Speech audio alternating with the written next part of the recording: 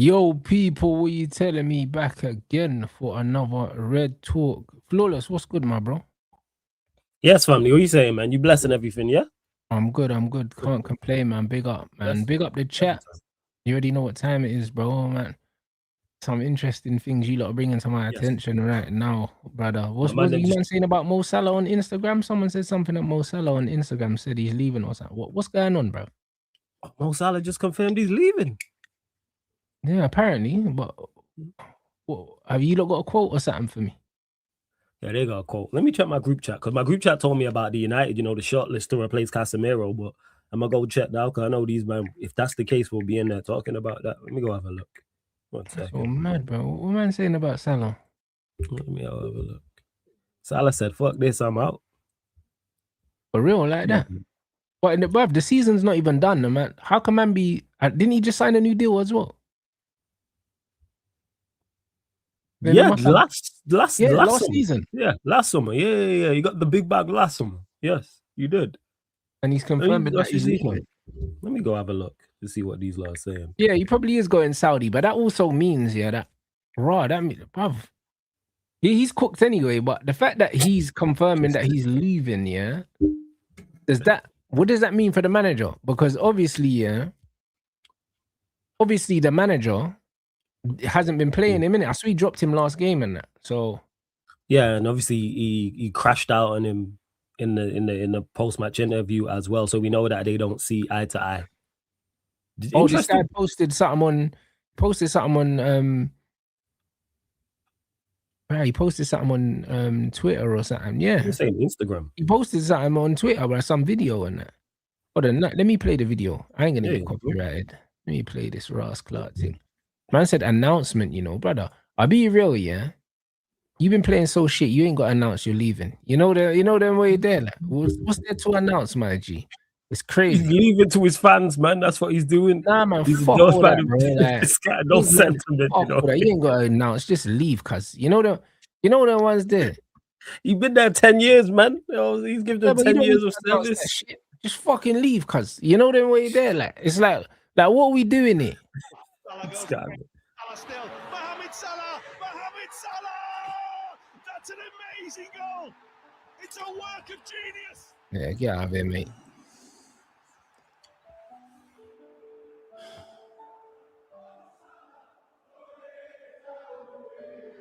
Hey, bro, I can't lie, bro. This guy's probably got a picture of his face on his pillow. You know the ones. This is... Unfortunately, the day has come.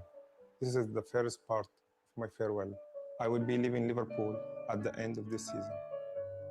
I wanted to start by saying that I never imagined how deeply this... Brother, who chose this music, bruv? I know you hate this type of stuff. Look at all the trophies behind him, bro. I swear down, this guy's sucking himself off on camera, bro. This is a CR7 thing, like, brother. Man's got all of these trophies behind him, with the piano music, brother, and a picture of his own face on the wall, blood. This is his house. You know them way there, and he done this, bro. You could have just posted a picture on IG, blood. I'll be real, like, man didn't need this whole thing, bro. This club, this city, these people would become part of my life. Liverpool is not just a football club. It's a passion. It's a passion. It's a family. History. It's a spirit I can't explain in a word to anyone not part of this club. We celebrated victory. What's wrong with you, Rants, man? No, but it's true, though. This brother sitting here, like, he never held the club ransom to 400 bags last summer. This guy, man. I know the music's killing me because of your reaction. The music is dead. Obviously, I don't support Liverpool, but big man Tig, like, bro, last summer, this player was like, if the club wants me, signed a new deal. Now man's talking about, like, Liverpool's not just a football club and that. Brother, you was rinsing them, man, for bread to put up your worst season ever after you fucking robbed the bank. Do you know what I mean? Like, bro, what are we doing here? Mm-hmm. This is crazy work. We fought together through the hardest time in our life. I want to thank everyone who was part of this club throughout my time here, especially the teammates, past and present, and to the fans. I don't have enough words. The support you showed me through the best time of my career, and you stood by me in the toughest time, is something I will never forget, and something I will take it with me always. Leaving is never easy. You gave me the best time of my life. I will be always one of you. This club will always be my home, to me and to my family. Thank you for everything. Because of all of you, I will never walk alone. It's your reaction to it, yo. That's what it is. You had to get the "you never walk alone" bar with it. With me, strange timing. That's what don't make no sense to me. The timing of it is strange. For your life to get this Champions League spot. A man, brother, listen. A man posted this now. Like, why? Strange, very, very, very strange timing. You're still obviously they're gonna get knocked out of the Champions League by PSG, but you're still in the Champions League. You're fighting for the Champions League spots in the league as well. You could have just waited. He's beating the manager. The owners probably never wanted to give him the money in the first place. You know them ones there. That club is toxic right now. I don't care what no one says, innit? You could tell Liverpool is toxic right now, blood.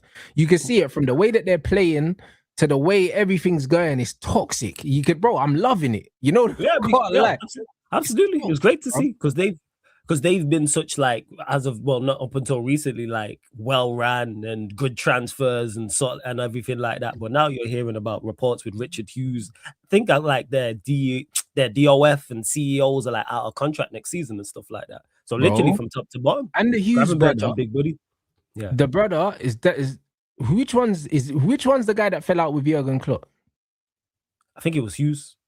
Exactly.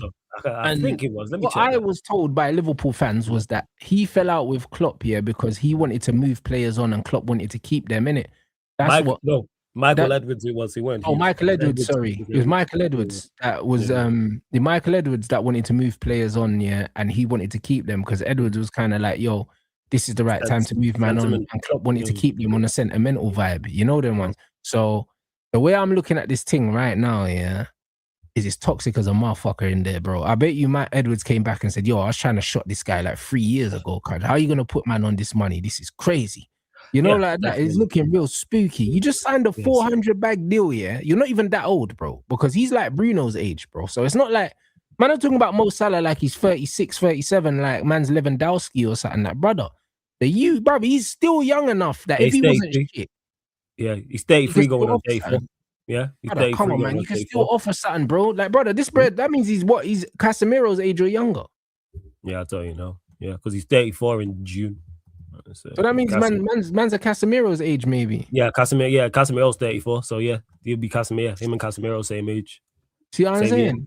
Cass got another season. Cass got another season. Oh yeah, if Casemiro wanted to stay on, he could have, bro, ski. Salah can. And the thing is with Salah, like, again, their manager is not helping their team. That's why everybody is looking terrible there. They look dreadful. They look woeful, all of them. But all I need is for Liverpool to come out and back their manager publicly. That's all I need, because, bro, if I know Slot's here next season again, brother, oh my days, the scenes, bro. Brother, the scenes. Oh, yeah, well, of course we want him to stay. Of course, as Manchester United fans, love nothing more than Arne Slot to stay. And I think he does, because I think they get champs, unfortunately. I think they get into the top 5 / top 6. I think so. I think so. Unfortunately. And I think if Villa win Europa League and finish 4th or 5th, 6th spot gets Champions League as well. Hopefully they drop out, and I'm wrong. Man said, halal, Heskey, that was wrong with you. But yeah, that's out of order, man. That's just so unnecessary. But yeah, with Arne Slot, does he stay? Does he not? Yeah, it's an interesting one. Hopefully they keep him because they should have sacked him anyway. I think they're sacking him still, man. I've seen the Gerrard and the Alonso links, and bring in Gerrard. I need that. Yeah. Sack him, bring in Gerrard. Yes. Bring in Steven Gerrard full time. Even Alonso ain't doing nothing there. If Alonso couldn't work at Real Madrid, what makes man think that he's gonna work at Liverpool, bro? Like the way that Liverpool have been recruiting, the recruitment's been stinky, bro. So yeah, it's been sus. They gotta sort out upstairs. They do have to sort out upstairs. I just don't want them to get Alonso because that gives them a capability if they get it right. Whereas I think with Gerrard, even if they get the recruitment right, I don't think he's good enough. I agree with that, but I just think he's a hipster, man. I just think he's a hipster type thing. Alonso. I just don't think he can do nothing in the Prem. I think there's too much versatility in the Premier League. He'll get done over, bro. You know what I'm saying? Like the high line aggressive football in Germany, yeah, it's amazing, bro. If you try to fuck around and do that in England, bro, you'll get spun, bro. I'll be honest. One ball over the top, bro. I mean, man will be fighting for their life. Running onto it. Yeah, bro. One ball over the top, yeah. Like Alonso ball gets carved open, bro. You know what I mean? So I'm not even really worried about him. I'll be honest. But like Mo Salah announcing he's leaving now in an international break when Liverpool are chasing Champions League football. It's very, very strange. Yeah, that's the first thing I thought was the timing of it. I was like, why now? When you're still fighting for things, you're still in the Champions League. Wait, they're still in the FA Cup. So you're still in the Champions League, you're still in the FA Cup, and you're still fighting for top 5 as well. Yeah, that's a good shout. Yeah, exactly. They're still in. Do it now. If I'm them, I'm like, yo, this could have waited. Like, you didn't need to do this now. Like Casemiro, understand we ain't fighting on offense, so that makes sense. Have your farewell. We ain't fighting for trophies, but you are still in the hunt for two cups. Why? Yeah, facts. Yeah, it's facts. Cass ain't playing for nothing right now, and also it's the worst kept secret anyway. Do you know what I mean? So, bro, my man just signed a new deal in the summer. He don't need to announce that now. Big money as well, and he's not been performing well, and the team's struggling, and it's kind of like, I'm a jump ship of a sinking ship type of thing, or maybe he would have been pushed out. Who knows? Nah, I think it's more that he's being pushed out, bro, which is why I'm saying, this is why I'm saying that things are not rosy over there, and I'm glad. Like I think I can't remember what show it was yesterday, but bro, like. Yeah. We seem to be one of the more settled sides, yeah. Out of the big 6, we're one of the more settled sides, bro. Like, and it's weird to say that because Carrick's not permanent manager. However, he settled the club down, yeah, so much to the point where with Man City, it's like, is this Pep's last season? Is it not? Yeah. Is Pep washed? With Arsenal, it's like, is Arteta gonna bottle it? With Chelsea, it's Rafinha, aging men and that. Do you know what I'm saying? With Liverpool, it's on the slot, bro. Do you know what I'm saying? Ten Hag in disguise. And Tottenham is just an absolute shit show, bro. Yeah, we're the only team that looks kind of stable, bro, like at the moment. Because we're seeing a downslide the same way we talk about the quality of the Premier League in terms of players and the quality of players in Europe. The quality of managers also dipped. Because when you look right now in the landscape and you go, how many elite level managers are there? We've spoken on it. I've mentioned it many a time when I talk about who should be Manchester United's next manager. And I go, the pool is thin. Like the pool of quality managers is not there whatsoever. I wish there was 3 or 4 elite gaffers that I could look at and go, yeah, him. Like, I think there's good managers out there, but there's no options that make me go, again, outside of Enrique that I go, yes, definitely bring him. That's the one type of thing. I think we're seeing that now. The reason why we're settled, because Carrick's a competent manager.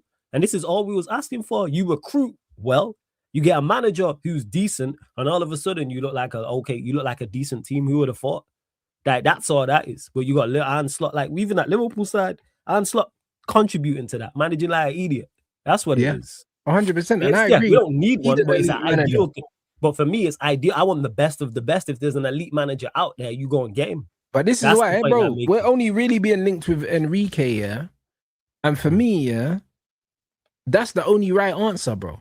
If you're getting rid of Michael Carrick, Enrique is the only manager, yeah, that I won't be upset comes in to replace Carrick, because my honest feeling is that no one's coming in and doing better than Michael Carrick unless it's him.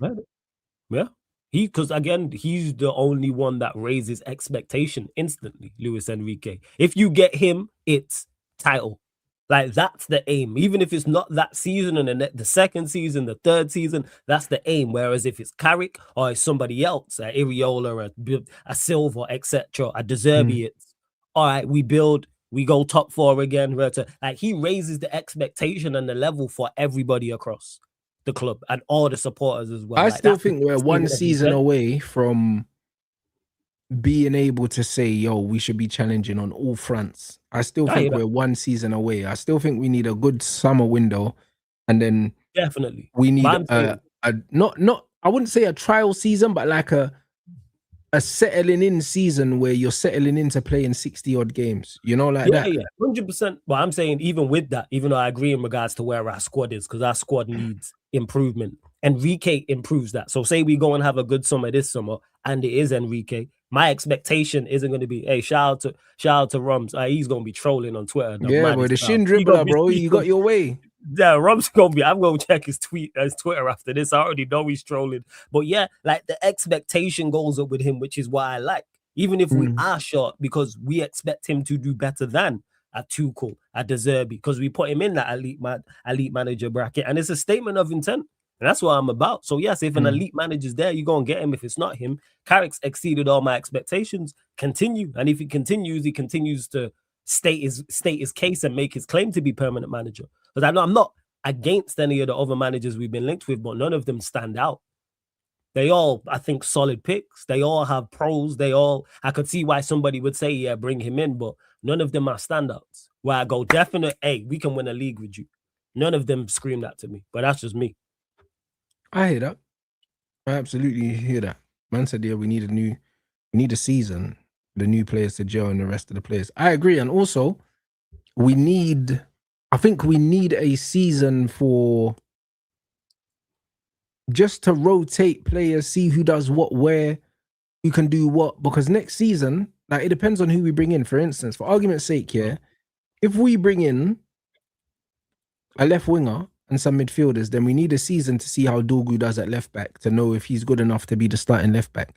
That's right. Do you know what I'm saying? If we decide that Dorgu's a winger and we bring in a left back, then we need to bring in either like a top left back, or that left back's probably going to need a bedding in period, because all the noise coming out is that Luke Shaw, they can't trust his availability. Love that noise, because I've said this after central midfield. I think left back's the most important thing. Sorry to cut and then you you got off, one more season to have a look at Lisandro Martinez, because if he can't stay fit, then you need to fuck him off at the end of next season. I look at both of them the same. I agree. I think we're on the brink with quite a few players where it's like, if they're not gone this summer, they're gone the summer after. Do you know what I mean? I feel the same about Ugarte. I feel the same about not Luke Shaw, Mason Mount. If we don't sell Mason Mount this summer, he's definitely gone the summer after. Do you know what I mean? He don't play. So, yeah, he ain't gonna play. Like, the biggest compliment I could give Mason Mount, is that he doesn't play. Yeah. You know what I mean? That's the biggest compliment I could give him. Like, we don't miss him because he doesn't play. He don't play. And also I'd say, you know what? Salute to you, ultimate professional, man. That's why I'd also say, you don't make no noise. We forget you're around. Like, when we start talking about players and who we want to see back, like, well, mention Martinez, well, mention De Ligt. If Maz is injured, well, mention him. Luke Shaw, even when he's missing, Mount don't even get a mention. He don't get a mention because he don't register. It's like, brother, like, nobody thinks about him, bro. Like, imagine being the number 7 at Man United and everyone overlooks you. Because that goes to show we don't think he can make a difference. Let one of our other attackers be out. People are going to mention it. He doesn't get a mention. He's just there with a squad number. Well, the number 7, but he's just there with a number and a name. That's it. I don't think people are underestimating. I think we're fully aware. And there's no individual for Casemiro. What you have to do when you lose someone the caliber of Casemiro is make the team better. That's what you have to do. So you have to overcompensate by bolstering the midfield with quality and numbers, because one player is not going to give you what Casemiro gives you. Like, Casemiro, statistically, is the best midfielder in the league in terms of what he gives you, in terms of goals, in terms of progressive passes, I've seen a breakdown of it, and his metrics are like pretty much in the top 4 for everything in the league. It's a joke, bro, as a midfielder, and he's washed apparently. So when you're looking at what he's doing in terms of like the most well-rounded midfielder in the league, it's him, bro. Because he does the business offensively and defensively. Yeah, like passes into the final third. I've seen a breakdown of all these things, like, and he's actually a machine, bro. He's actually a monster, and he's a real goal threat. Because progressive passing, I think he was like 2nd or 3rd on the list. He was in the top 4, bro. Yeah, and then goal scoring as well. Like, that's something that pivot players don't really do inside the Premier League. So with it, in regards to it, if I was on over 200k a week, and absolutely some wouldn't know chat podcast though. That's what it is. Some of these players don't want things like trust me, they'll be talking we've had players been on big money talking shit. Like, we know all about it. Like, we've had this. So yeah, with him and that, but yeah, with the Casemiro loss, yes, the goals will be missed. But like I said, it's a scary brother, you know, because this brother, I can't lie, he's doing one of them things, if I just stay quiet, these man forget I'm here thing. Yeah, because, bro, that's it. This bro just picking up his money on the sly, bro. And being like, bro, Casemiro, like, goals scored 1st in the league, forward passes 1st in the league, Passes into the final third, completed 4th in the league. Total tackles 1, 1st in the league. Interceptions 3rd in the league. This is a 33-year-old Casemiro. Yeah, that's crazy. He's the best. He's the best midfielder in the league, bro. Like he is. Like I don't care. You ain't gonna hear no arguments from me with that. He's the best in the league, bro. And a lot of men were saying that we should have flogged him last season or the season before that, bro. Like I am literally one of the things I'm most proud of. Yeah, is I never switched up on Cas, bro. Because Bear Man switched up on Casemiro. Because he's talented. That's why, and we've watched him. That's what it is. That's what I don't understand. People always want to go too far. You can criticize players, yes, despite a manager playing a player in a certain position and not helping him from a tactical standpoint and etc. etc. You can criticize, yes, but it's when people go overboard. Oh, such and such played bad today, or such and such has been in bad form. But no, such and such has been in bad form. We need to sell him. Whoa. So we're just gonna exclude everything else. Context matters, like with Amorim, and like that's what it is. Like that's why I don't put any of the start of the season on any of the players. Should they have done better? Yes, but I keep stating this and I continue to say this. I criticize the manager heavily for that, and people just overlook it. Amorim tax was a real thing. That shit was hefty because everybody's better. Everybody's better. I haven't held anybody's performances under Ruben Amorim against them. Nobody's. Yeah. Because Dogu was another player people were saying was shit under Ruben Amorim. I kept saying, nah, guys, there's a player in there. Give it time. What are we seeing now? Yeah, we're seeing Dogu. Yeah, even when Amorim played Dogu on the right wing, Dogu was balling the fuck out. So we've seen that Ruben Amorim has misprofiled Dogu. We see same thing with Tesco. When people were calling him Tesco and that, I said, guys, there's a player there. Let's give it time. And now people are screaming that he should be starting, even though I don't agree with that. But nobody improved under Ruben Amorim. Absolutely everyone is giving us more under Michael Carrick, bro. And to answer this, Rohan, yeah, let me tell you something, yeah. Not only is this a load of bollocks, yeah, but you can put Paul Pogba in the same category, yeah. You see players like Casemiro and Pogba. These guys are genuine world-class players. Zlatan was another one, genuinely world-class. Even Edison Cavani, genuine world-class players. You see players like this, yeah. These guys are net positives in your team no matter what happens, bro, because they raise the level of your team, period, bro. Like Pogba raised the level of Man United. You know the amount of games, yeah, that we just simply would not have won, yeah, if this brother just didn't play for us, bro. Like there's something to say where you see when you got Casemiro standing in that tunnel, and you can see the 5 Champions Leagues, and you can see all the trophies this brother's won, his temperament in the big moments, the amount of winning goals that Casemiro scored for us, or goals to break the deadlock. Performances as well. And like just both defensively and offensively. Yeah. And trophies that go unnoticed, bro. Even Cavani was past his best, yeah. But bro, even a past his best Cavani has so much know-how, yeah, that he raises the level of the squad, bro. He does, bro. Like whether people like it or not. Same with Rafa Varane. So much know-how that even though it wasn't the Varane of the best Varane, yeah, Varane carried Lissandro. Varane, I think, was like, I thought he was, when he played, my only criticism of Varane is he didn't play enough. But when he played well. I can count on one hand the amount of bad games he had. Varane, I have nothing bad to say about him. It's just a shame about the injuries. But these players raise your level, bro. Like whether you like it or not. This is what people need to understand. You see with Cas raises the level of everyone around him. That in itself, yeah, is worth whatever you want to pay him. Ask Kobe Mainu. Ask Kobe Mainu, bro. He's loving life right now. Yeah. Loving life. Imagine he was next to Ugarte. Yeah, he was. Imagine if Kobe was playing next to Ugarte instead of Casemiro. Would we be saying the same thing about Kobe now? You know, it'd be Kobe's no good selling. That's what brother. It'd be Kobe's got no legs. All of this stuff. He's overweight. He's putting too much muscle. All the shit that these men would do, the body shamers. Do you know what I mean? These men were out here saying, "Oh, like he's putting too much muscle and that." All of this crap. That new thing. He's put on too much. He's put on too much muscle. Too much muscle, bro. I didn't hear that one. I've never. This is what these men be doing. You know I've never heard that one in football. I didn't know that. Memes that was floating around on Twitter of him eating burgers and that. Like, bro, I've seen all of them. Do you know what I'm saying? I didn't know that he was. What's it called? That too much muscle was a problem. Yeah, but all of that. Same man that was saying that Lenny Euro was washed, yeah, because Ruben Amorim, yeah, wanted him to play was doing right back, fullback shifts, bro, like marking wingers, bro. So man said that Len Euro's washed because he can't mark wingers like a fullback because he's not one. This is all the stuff. They expected a 6'4", 6'5" centre back here to be jockeying wingers on the wing. Like this is what they expected. Direct wingers, you know, kick and run wingers. But this is what I'm saying. Like they expected him to be dealing with all these things, bro. Like Ruben Amorim has so much blood on his hands that is actually diabolical, bro, because he tarnished the reputation of so many players, bro. Like to the point where they should sue him, bro. Because people overlook it. That's what I don't like as well. People really do. Like I say, with the likes of Dorgu and Sesko and Euro, I said I'll judge these players after he's gone. Platform. Because I've watched better players struggle because of bad managers.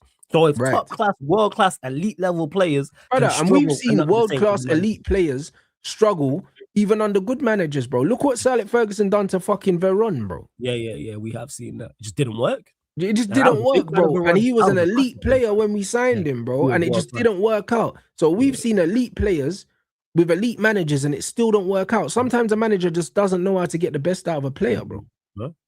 And Amorim don't know how to get the best out of anyone, and then he can't even set us up from a structure standpoint better. Because that's one thing Carrick's done that I will continue to wax lyrical about. His defensively, even although we weren't too good against Bournemouth, overall, it's been miles clear. We have been much tougher to play against. People say, oh, that's the easy thing to do. So how come Amorim didn't do it then? How come he failed to do that? How come people was telling me that our individual defenders were not good enough? Yes, do I want better defenders? Of course. However, you can set up a team to be tough to beat. You don't have to be easy to play against, because I was saying this the whole time. Yeah, I was saying this the whole time. There's teams who had at one under Amorim at various points had better defensive records than us and didn't have better individual defenders. But hey, we move. Yeah, and yo, Gabe, I have my doubts over Enrique leaving PSG this season. I have my doubts in it. I feel like he's kind of seeing what's out there. But I think he would have to get a really, really enticing offer for him to leave. I'm not of the opinion that he's going to be pushing to leave, if that makes sense, bro. So let me ask you though. I don't think he leaves either. Yeah. But do you think his decision could change on if PSG win the Champions League again? Say PSG win the league on and Champions League again. Does he then say, hey, you know what? Let me move on to a new challenge? Or you think he tries to free-peat it? No, you leave because the thing is, just like Pep should have left after the treble, it's like you're chasing this high, bro, that you're never gonna get again, bro. Do you know what I mean? It's just like it's not worth it, bro. Like I'll be honest, yeah. If they win the Champions League, I think he definitely leaves. Yeah, you don't try to do the Zidane thing at Madrid. If they don't win the Champions League, I think there's more chance he stays. That he stays, because then he can have something to work towards. Do you know what I mean? Like when you're at a club like PSG. Just like when you're at Man City, yeah, and you're winning the league every year, you need to invent goals, blood. You know them ones there, like you know, like when you hear Jordan fighters say that, yo, I had to invent some beef with this brother, like just so I can fight. Jordan thing when he said that my man told him good game. Yeah, that's what I mean. Man have to invent rivalries with Donnies, yeah, just so you can, you get me, so you can just be locked in, bro. Do you get what I mean? And it's like, Enrique would just be like, all right, cool, I lost this final, now I got to get my get back. You see the same way they done the beef thing with Chelsea, yeah? Even though they didn't really care about the Club World Cup, they were like, you know what, yeah? We're going to use this, innit? Then he smoked their mate too. Yeah, it's incentive. It'd be interesting to see. It's a great problem to have. It's a great conundrum to have, because they could well and truly win the Champions League this season. Yeah. It's not out of the realm. So does he say, hey, I've won back-to-back champs? Or do I do the Zidane thing and say, fuck it, go again? Because they'll invest again and they'll fancy their chances again. Or does he leave? Obviously, because we don't know when Enrique and like in regards to him talking about these things. So that's why I asked the question. I think it's an interesting conundrum with him. But I think he stays at PSG. I think he stays. I think you know what it is? I think he's in a situation at PSG similar to the situation that Pep's at Man City. If you've got a team that has an unlimited checkbook here, they're gonna buy you whoever you want. You get along with everyone there. Like you can win everything that you could dream of there. Why would you want to go struggle somewhere else, bro? That's crazy. That's like being at home saying, listen, my wife, she does everything I need her to do. You know what I'm saying? But like man's gonna go look for a next thing to just give me problems, bro. Like, there's no need, bro. Like, and here the thing is with that is like that's why I say it's on his MO. Like, what is his goal?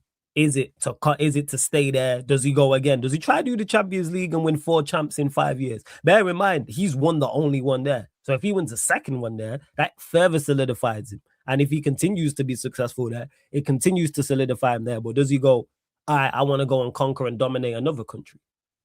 That's what it is. What is but it? bro, you know what it is, yeah? Let me think. So he's done Italy already, but that was at the early stages. So he wouldn't really count that.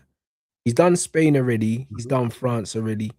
In my head, yeah, the only way I could see Enrique leaving is if somehow the Barcelona job became available and maybe he said, you know what, I want to go back to Barcelona. I want to get Barcelona back to the top of Europe or something like that. I think that would attract him.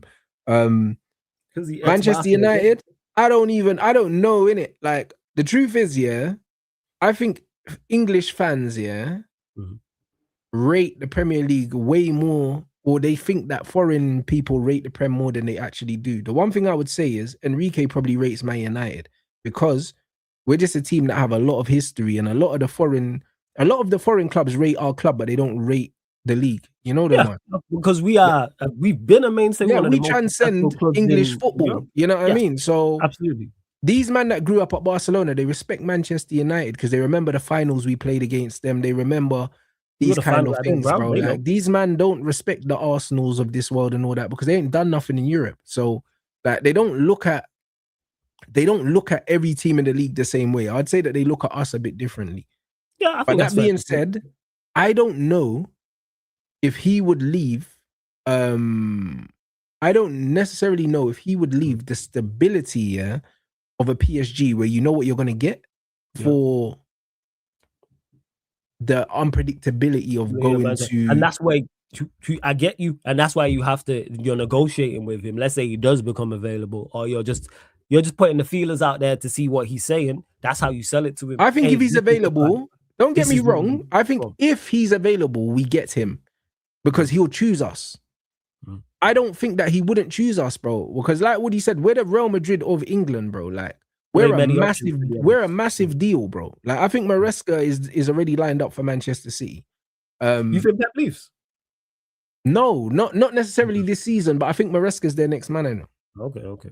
First, but I think if Enrique is available, he would want Manchester United because Manchester United is the Real Madrid of this country. It's the Bayern Munich of this country. We are the face of the Premier League, bro. Like, whether people like it or not.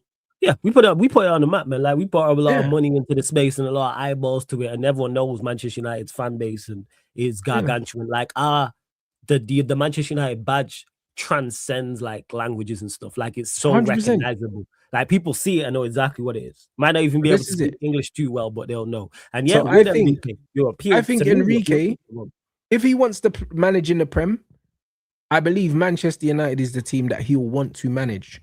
Do you know what I'm saying? And even Pep Guardiola, to be fair, like, he even said that he spoke to Sir Alex Ferguson, and I can't remember why he didn't take the Man United job. I think at the time, Pep was out of football or something when he spoke to Sir Alex Ferguson. But a lot of these men, like, they want to manage Manchester United. They do, innit? If it's not just, I just want to manage in England, it's not that. Because there's certain teams these men would not go to. Like, look at the state of Chelsea. Do you think Enrique would go to Chelsea? Not with what's going on there. That's what I'm trying to say. There's no other even jobs available. Let's say Pep does stay at City. Liverpool, we don't know what's going on there. There ain't nobody else in regards to the Premier League as well. So yeah, with him, I think you sell it. It's an easy sell to him, to be honest. You appeal to his ego, you appeal to his drive. Like, you say, all right, this is the plan. This is the stability you're gonna get. Look at what you've done at PSG, and then you point to that, and you're gonna be backed here with money and players. And look at what Carrick's done, and then you look at the landscape and you go, all right, Pep's on his way out a year. There's Arteta, there's Slot, there's Liam Rosenior. You don't think you can outcoach these and dominate? That's how you sell it to him. You tell me. I'll be honest, like, I believe a club like Manchester United needs to have a certain amount of arrogance in it. I don't believe we need to sell the club to Enrique. I believe the club sells itself, innit? I believe that he knows what we are. Yeah, of course. I think he saying it knows what helps. we are. I think he respects us. My thing is, I don't genuinely believe that he's available. Do you know what I'm saying? I agree with That's that. my thing. I believe if he's available, we get him. But I've seen too many times teams have used us, yeah. Or should I say, people have used us to get new deals, whether it's managers, whether it's players. Do you know what I mean? They use us because they know, yeah, that we're one of the only teams in the world that can do anything. So it's easy. Like even the Bruno Guimaraes links, I believe that they're using us to get a new deal for him. I don't believe that Man United are after him. I believe that he's been offered to us because his agent is trying to make noise because he's trying to get him more money. That's what I believe. He's a captain of Newcastle. Yeah, that makes sense. And if you're smart, I would do the same. I would do the same thing. He's very, very smart with it. So yeah, I think it helps. Of course, Manchester United sells itself because of the history and tradition and the fact that you'll be lauded there. I'm saying you just add to that in regards to the stability. Do I think he leaves? No, but it's a dream. Like that's what I would say to him. Added on top of all these things, you know who we are. Look, lay out the plans. This is what we have planned. What's your thoughts? Are you on the same page as us? Are we aligned in regards to what we are trying to do and how we're trying to approach it and players to bring in and players who we want to leave, etc., etc. But yeah, I think he stays at PSG, unfortunately. Yeah, he's so the one I look at. I think that his situation at PSG is similar to Pep's at Man City. Everyone said, oh, Pep never stays anywhere for long. Brother, when you've got everything you want in one place, there's no reason to leave. Pep's nearly done 10 years at Man City, and no one would have seen Pep doing 10 years anywhere, but he's found a perfect situation. And I think the PSG situation is a perfect situation. You win the league every year by default, and then you challenge for the Champions League every year. You buy the best players that are available every year. Bro, like, why would you fucking leave, bro? Yeah, you're good. It is. Only thing is, like I said, he'd leave is a new challenge. That's it. It's the sole reason. And like you said, you're comfortable there. I hear it. It's unfortunate. And like this thing, one potential problem, bro. This ain't a problem, Gavin, bro. No one gives a fuck about Liverpool, bro. Liverpool are beneath us, bro. Like, what do you mean? Do you know what I mean? Can never manage Liverpool, bro. You don't want to manage Liverpool. Alonso's going Liverpool. No one cares about Liverpool. I think it's set in stone for Alonso to join there. But no one give a shit about Liverpool. Man City, yeah. Like I said to Daps, I genuinely believe that if all things are equal between Man United and Man City, yeah, more often than not, we're winning, bro. Agreed. I'd always back us. Than not. I'd back us. If we're equal to someone, I'd back us. Yes, absolutely. Yeah, like more often than not, yeah, if all things equal, yeah, Man United are going to pay the same wages. Because if you play for Man United or Man City, you're still going to live in the same house. You know, like that. Big money as well, right? So that where you live is not going to mean anything. All these other things. Like, if all things are equal, and when I mean all things equal, saying both teams need, say, a centre-back, and you're going to start for both teams. Like, if all things are equal and there's no stipulations, same honors and the levels are similar, same money, same everything, brother, similar. More often than not, they're going to choose us, bro. They are, and I believe that. Do you know what I'm saying? So, again, people are talking about the Pep factor, but the thing is, again, this is why I say all things equal, because Pep ain't going to be there for much longer. So if you sign for Man City to play for Pep Guardiola and you only get one season of Pep, your contract is 5 years, bro. What happens when the new manager comes in and doesn't fancy you, bro? You don't sign for a club to play for a manager that has 1 year left, bro. And I think that's unsettling for them, actually. I think that's very unsettling for them in regards to Pep and him only have, like, if he signs a 3-4 year deal, it's like, all right, you know the plan, but this 1 year, and is he going to leave? And that is... it makes it tougher in regards to negotiation with players. So I hear you on it. Trust. I get exactly what you're saying. I hear it. This is what I mean. So for me, like when I'm looking at Manchester United right now, I think we're in an amazing place. And I think the project can listen. How are we using the word project? Because I'll be honest, yeah. I think we're doing the club a disservice here by calling this a project, in a sense that I believe that the way we're set up here is sustainable and we can do this for the foreseeable. Yeah, I think it's an easy sell. Yeah, I don't think this is a project. You know the ones. I don't think this is a project. I believe that this is just how we're run now. Do you know what I'm saying? Like, look at Man City. I'm with you. I wouldn't say Man City is a project. Man City's thing is just, this is how we recruit now. These are the kind of players where this is our wage bill. I believe that we're in a place now where we're the most steady that we've ever been, bro. Like everything is set up. Like our recruitment side looks like it's patterned, bro. Like I said, I believe that we've recruited the guy that's going to be one of the best goalkeepers in the game in the next 10 years.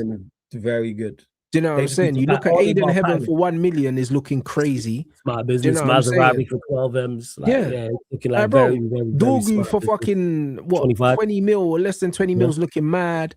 Like we got Mazraoui for like 13 mil. Like, brother, the way we're recruiting is fucking sustainable. Like, this isn't a project, bro. This is proper planning. This is what proper planning looks like. Do you know what I'm saying? So I wouldn't even say it's a project. I would say that we're getting to the point where I can look at my football club and say, yo, there's a certain level of stability here that we haven't had for a long time. So because you've managed to start I would prefer another season, of recruitment and another season of Carrick, and then potentially, if Enrique was available after next season, when we've got the winger in, when we've got the midfielders in, and then the squad's built for him, I would prefer it in a year's time. However, if he's available now, you take it now. Yeah, of course. You do, because the thing is, wherever he goes, there's no complete team. If he was to go Liverpool, if he was to go Chelsea, if he was to go Barcelona, he would have go Madrid. If he was to go Bayern Munich, obviously these teams I just all named there don't all need the same, but they all need something. There's no complete 11 out there. There's no complete squad in regards to where he can go to and you go, all right, he's set. He don't need anything. So that's where I'm at with it. And I think it's an easy sell for him because we have been recruiting well. And you can point to that. Where we need to get it right is the managerial side of things. And that's what you tell him. Where we've gone wrong is the managerial side of things. The recruitment's been fine. So here now we have you. And if we add to this and we add midfielders, etc., it's like, all right, cool, we're good to go. I think it is. And then you see what happens in the first season. And then you see what you need to add in the following season with the things you mentioned about four competitions, rotation, how the teams doing how do our players do in the Champions League, etc., because it's new for a lot of them as well and things. Because we need to get back to that. We need to get back to being regulars in the Champions League. As much as I want us to win it, yes. Let's get back to being regulars in the Champions League. And when I say regulars, people, regulars in the latter stages. So that doesn't mean win it every year, because that is highly, highly unlikely. And we've only seen one of the best teams ever do that. And we've seen quality teams fail to do that. Quarterfinals. Because under Ferguson, that was a regular thing. Where for 7, 8, 9, 10 years, United have reached the quarterfinals of the Champions League again. That's we should be pursuing just like Bayern's and Bayern's, the Barca's and the PSGs, bro.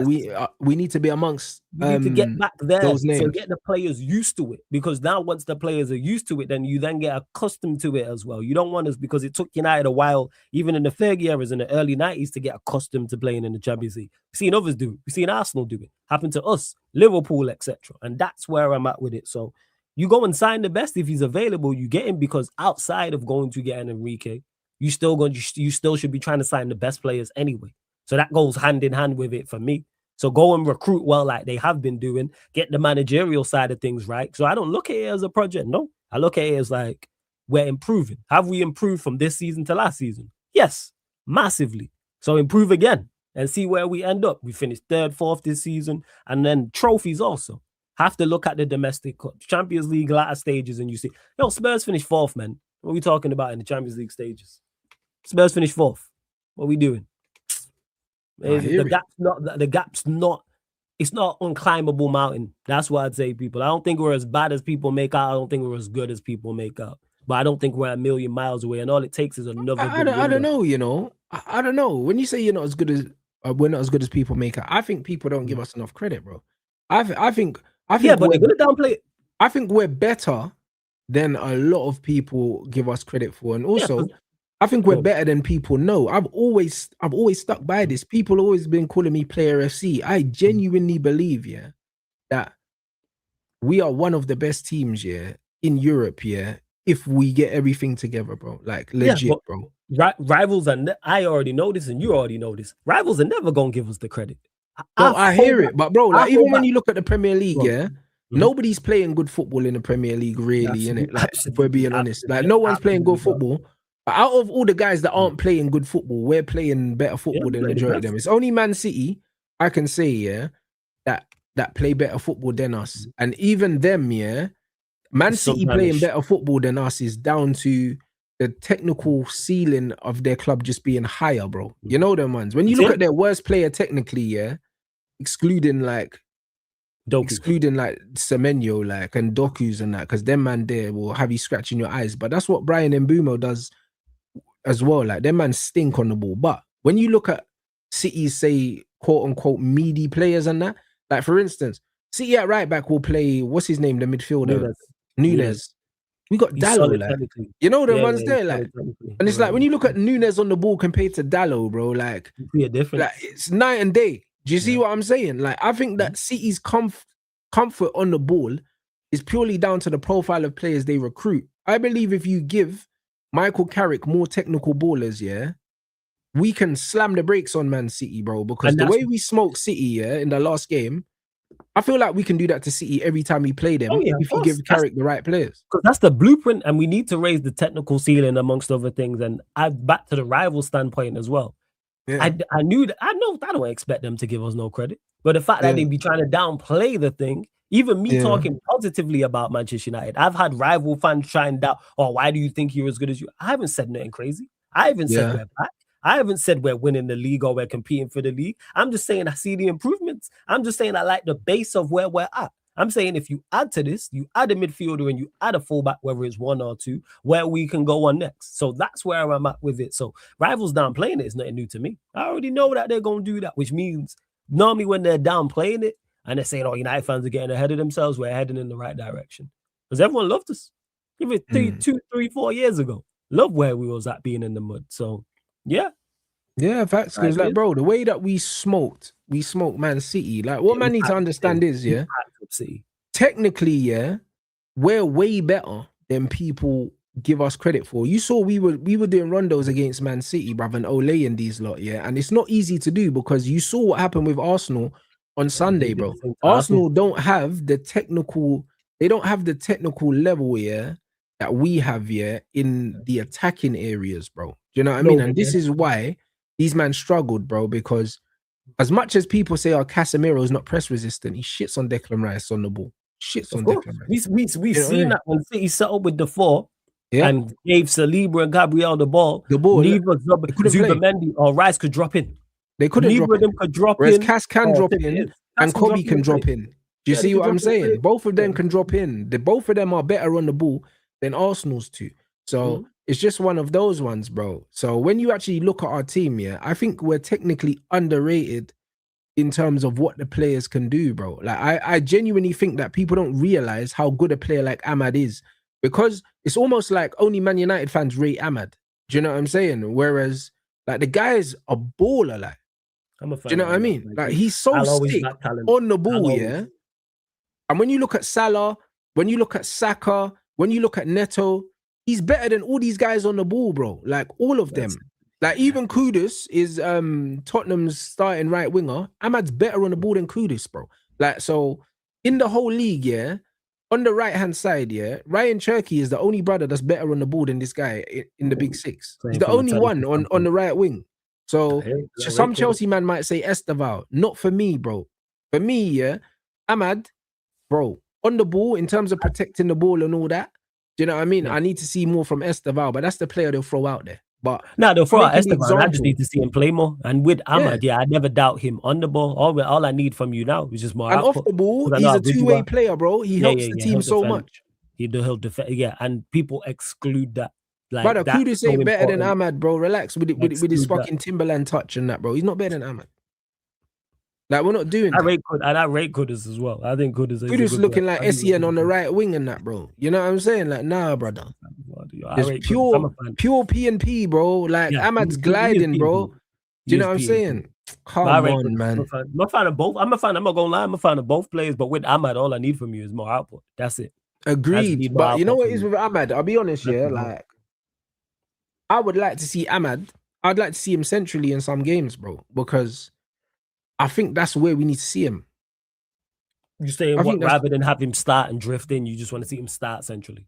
Yeah, bro. Because Ahmad on the half turn and laying it off and just stepping past players, I think that's where you really see Ahmad cook, bro. Do you know what I'm saying? Or he needs to play in a team like City that's super dominant in possession. Like Ahmad's not a transition player, if that makes sense.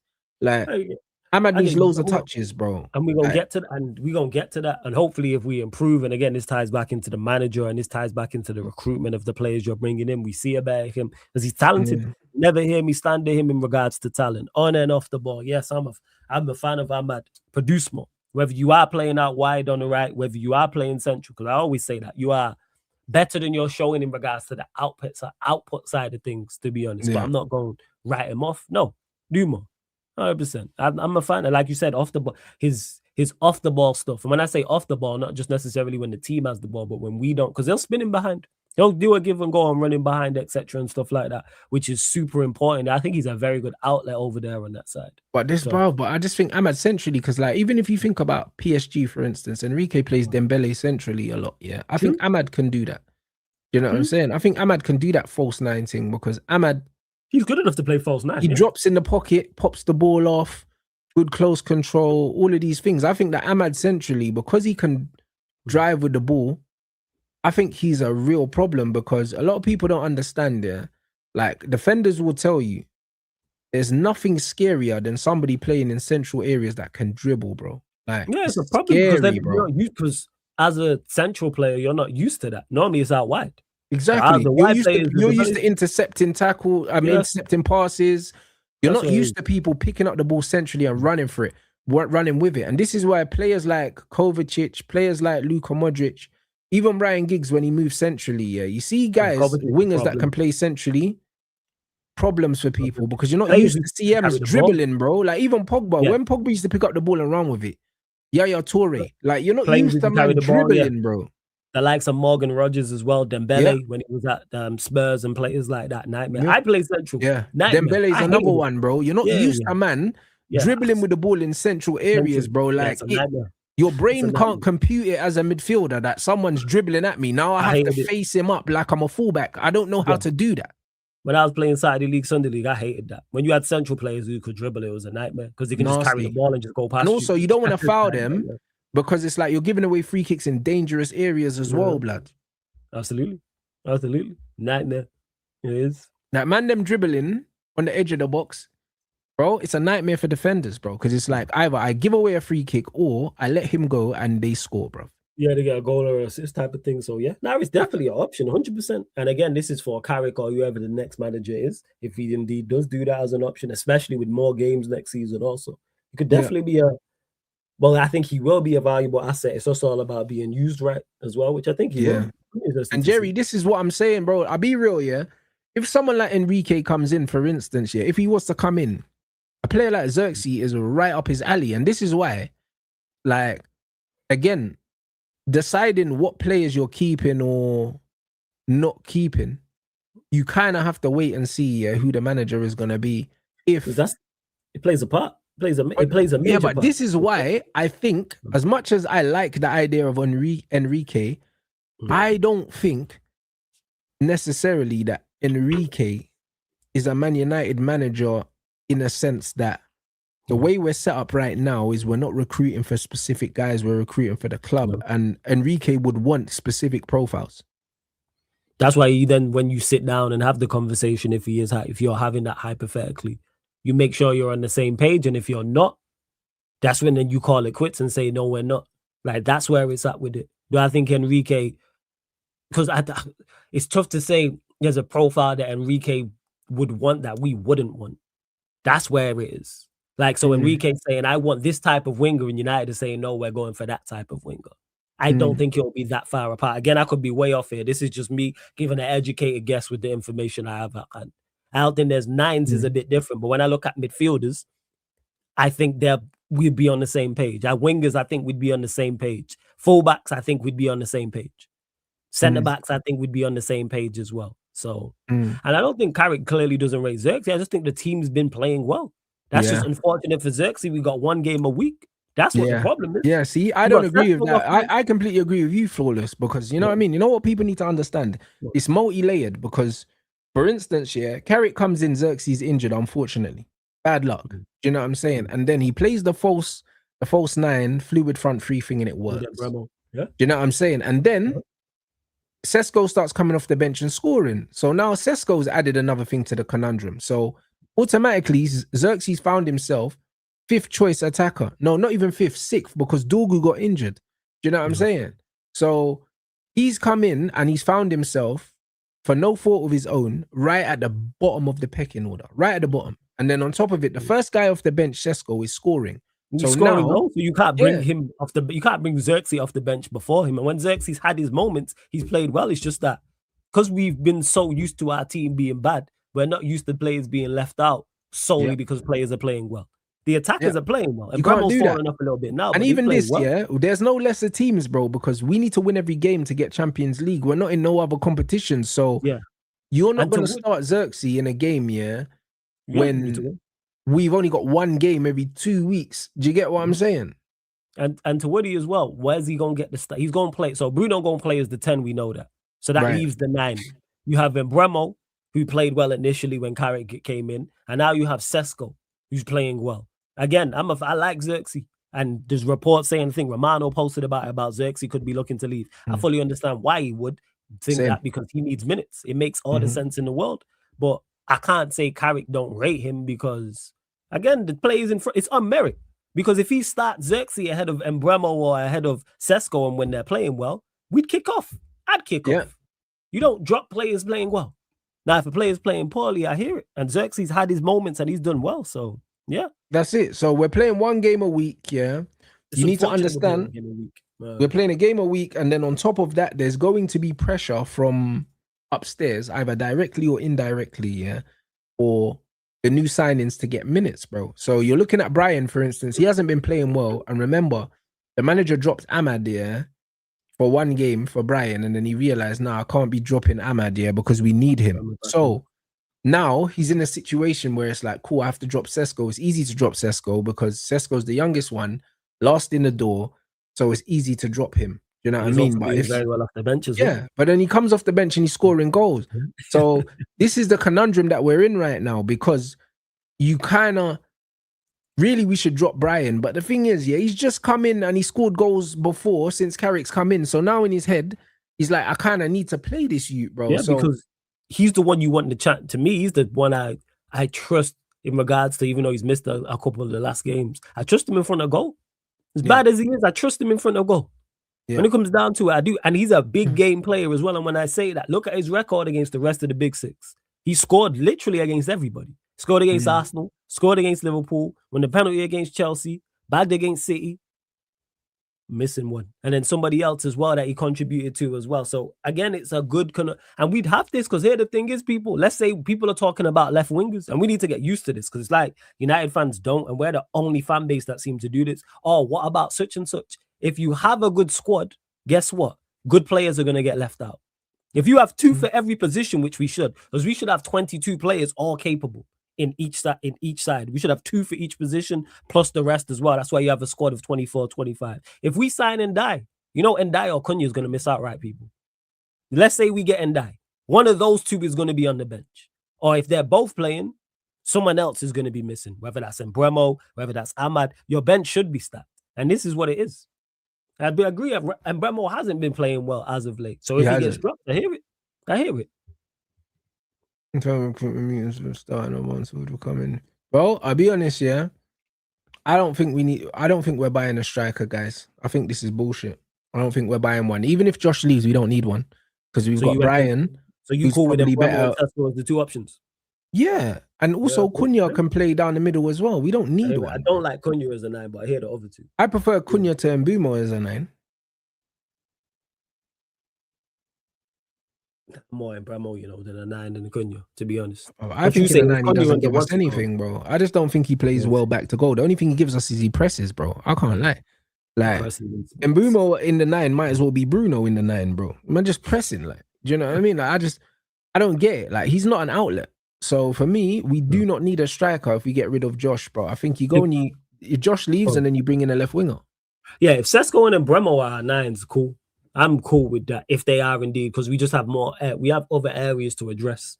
Again, that's the Bruno thing. Again, it's the centre back thing. Again, I think we have more important things to do. I prefer Cunha out wide rather than him playing as the 9. Emergency, I hear it, but I don't like him as a 9. But the other two, I'm cool with. If you're telling me the start next season and Bremo and Sesko are our 2 9 options, cool. But I think they give us both something different. I think Bremo as well. I think his game can improve there. Because this is the first time now he's being asked, and people overlook this, that he's being asked to do more. At Brentford, he was only asked to do certain things. Now you're at Manchester United. Not only do you have to bring why we bought you to the table, but you have to add to your game. Now you have to add. I'm not saying be frigging Dennis Bergkamp and Berbatov and bring the ball down. No. I'm saying improve with your back to go. That's what I'm looking for. I'm looking for him to improve if he's playing in the 9, and that's where I'm at with it. But yeah, if that's our 2 9 options, cool. We just have other areas to me. That's me though. What's this? No, I hear it. Oh, he's separate. Yeah, man saying that. So it's but that's what I mean. I had a feeling it was always gonna be. It was gonna be Belabor plus one of these. Do you know what I'm saying? Like for me, you gotta get Adam Wharton, bro. But I think Anderson's going to City already, and Tonali. If you got me Belabor and Tonali, I'm happy. If you get me Belabor and Wharton, I'm happy. If you get me Belabor and Anderson, I'm happy. Brother, I'll be real. Like, it's just, again. The list is a win-win-win. Yeah. Brother, it's Belabor and someone else, bro. The list is a win-win-win in regards to, like, it's just a preference at that point. But if you tell me it is Belabor and Anderson or Belabor and the other two, I go. I think it's Belabor and someone else, and then, run me Belabor and Wharton, though. You know what it is? Yeah. I think it's Belabor, one of those, and then if Ugarte leaves, which I think he will, then they go and they get a cheap replacement for him, like a João Gomez or something. Yeah. That's what I believe. I believe the third one is contingent on someone leaving. Need a fourth one. Hey, dream signing, man. Fuck it, Camavinga, go get him, man. Well, that's what I mean. Go get him, man. A dream to hey. People don't kill me in the chat. And they even said Thingy's got a release clause of like 30-something million as well. Angelo Steeler, brother. I would even go get him. Wait, his release clause is, excuse me? It's like 35 million or some shit like that. That's his release. Go get 35 million. Go get him. I think so. I'm gonna talk to my Bundesliga, man. Talk to my guys Steve and Jez and Kadeki and see about that. 35 million. Get him. Nasty, bro. Him or Camavinga, go get that, bruv. Run. If Camavinga's available, I look at Camavinga very much like the Enrique one, where I don't think he is available. But if he is, you go and get him. But if you're saying it's Belabor separate, and then you add in a Wharton or a Tonali, or Wharton of my pick. Believe I've said this about the 2 left. Yeah, it's 3 left footers, bro. I don't care. Even Wharton's a left footer. I can't lie. Run me the 3 left footers, man. Run me those. I don't care. Hey, fuck it. Go get Camavinga, man. Kobe can be the only right-footed one in there. Who cares, man? Run it. Run me talent. But yeah, I like that. I like the fact that Belabor is being considered separate, which means we are looking at minimum 2 midfielders and a left back. Yeah. We just got to get the managerial thing right. That's what I'm like praying on. That's what I'm praying on. Get the managerial. We have to get that correct. Because then all this, again, like the recruitment last summer and the summer before, will just be for nothing. It's in vain if you don't get the manager correct. We have to. Because you've improved the squad, or because of how bad we've been managerial side of things, it's just not made a difference. Finally, we've got something right with Carrick in regards to just this interim role, and we'll get back into the Champions League. But are you running me Belabor? What? Hey, run me Belabor and Wharton, man.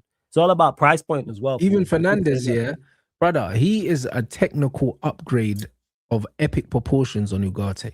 Yes, definitely is on Ugarte. Yes, and he'll be getting relegated as well. No, they might not get relegated. But you know what? I think who do I think is going down? I think even though they just won, I was saying Forest before that Spurs game. I still think about. I think it's out of Forest or West Ham to go down. Yeah, I was saying Forest before that Spurs game, so I'm gonna stick with that. I think it'll be Forest. I think Forest go. I do. I think Forest. I don't know. I think somehow Forest are just gonna fucking. You're gonna escape, bro. I think Forest have Aston Villa next, don't they? I think they're gonna get a point, bro, against Aston Villa. I think Forest might just. I think Forest just. Yeah, they play at home to Villa. I think Spurs just stay up. Spurs travel to Sunderland, and West Ham got Wolves. Yo, Spurs are in danger, man. Oh shit, West Ham got Wolves. Wolves at home. Yeah, so they're gonna win. But you know what? Wolves ain't going down without a fight, you know, bro. Like these men are going out like Scarface, blood. It's like man, they got nothing to play for, but they're still balling out. Straight spoiler settings and that, and Spurs are going to travel to Sunderland. So yeah, like Spurs are in real trouble. Shit, Spurs are going to be in the relegation zone. Yes, they're gonna be in 18th, fam. After that match day, after the match day, after the next match day, I think they'll be in the relegation zone. It's dirty, man. I think they're bringing a new manager before then. I think they have to in this international They've got no break. choice. You gotta get rid of Tudor, man. You gotta get rid of Tudor and do the business. Have to. Gotta get rid of Tudor. Shit. Have to. They have to go. Just go get Big Sam or Tony Pulis and just go and I agree, man. I have to go and get one of those two. And get Big Sam or Sean Dash and just charge it to the game, innit? Charge it to the game, man, and say, hey, you got 7 games. Keep us, and they would keep him in the league. But I love that midfield talk though. I'm glad. And what I like about it is it's multiple. I said I think we need 3, and they're already talking about 2. So, and the fact Belieber, even though he's been off, he should be available at a cut price. Wonder what the price points would be for them. I think it's going to be around between the 60 to 70 mark, bro. Remember they were talking 100 millions. Oh yeah. Belieber's not all that, but I was talking more so the other 3. Like the other 3, not Belieber. Belieber won't be that because they was talking 100 M's, him coming off a good season. So I'm talking about now, like, you need to slash that price more. Wharton, Tonali and Anderson. They're the 3 I'm looking at in regards to what is don't be charging no silly prices for these. Yeah. You're saying still a 35 M's. Run me that though. Wharton Belieber's the one for me. I like that a lot. I like that. No, I really, really do. I hear it. Do you know what I mean? But no, it's all gravy, bro. Like, we're in a good situation, bro. And this is why I said I don't feel like this Man United thing is a project no more. I feel like they've proven to us right now by how they've recruited in the last 2 years, by how everyone's working together, that they've got a formula now. So the trajectory is definitely upwards. It's positive. Do you know what I mean? And we just need to finish this season. I think we've got 7 games now. We probably need to win 4 of those to guarantee Champions League. Yeah, the home games. I was looking at that because I think 4 more wins takes us to around I think it's 66 points or something like that. Because we're on 55 right now. So we're only what? That's where 10, not even 10 points, 11 points short. So I was right. 4 wins takes you to that, and that's that. And you look at Brentford at home, Liverpool at home, Forest at home, Leeds at home. They're the 4. Obviously, you don't exclude Chelsea away, Brighton away, and Sunderland away. But our home form has been very good under Carrick. I genuinely think out of them 7 games, we're winning 5 of them. So it's one of them ones where we'll see. By the last day, we should already be confirmed. I agree. I'm saying that. I think that I think we can go unbeaten till the end of the season. I think there's no reason why we shouldn't now. Yeah, the home form has been good. I think we won every home game under Carrick, which we have. Yeah, we didn't drop points. The away forms. Yeah, West Ham we dropped points. Bournemouth away we dropped points, and Newcastle. So we lost. Huh? Exactly. So they're both away, innit? All of them away. I think we won 4 in a row at home or something like that, which is very good and testament, making Old Trafford like a place where we're confident that we're going to win games. And I expect the same against Leeds as well. Leeds will be bang up for that because they're not out of the woods. So we haven't even drawn at home then. That means we've won all of our home games. City, Spurs, we won all of them. Fulham, and there's one more, I'm forgetting, Villa. Palace as well. That's it. Yeah, I'm looking there. Yeah, City, Fulham, Spurs, Palace, Villa. Oh shit! No, sick. Fair play. We've been on smoke, fam. We've been on smoke from 5 in a row at home. Props to them. It's all right. Do you know what I mean? Yeah, and that's the way it should be. Should be. You collect your points at home, go on a run there, and then away from home is where you pick up you try and get a good run going together. And that's why we are where we are in the table. This is why we're what? 6 points clear of Liverpool, 7 points clear of Chelsea, and they got to worry about the teams behind them because they all play each other.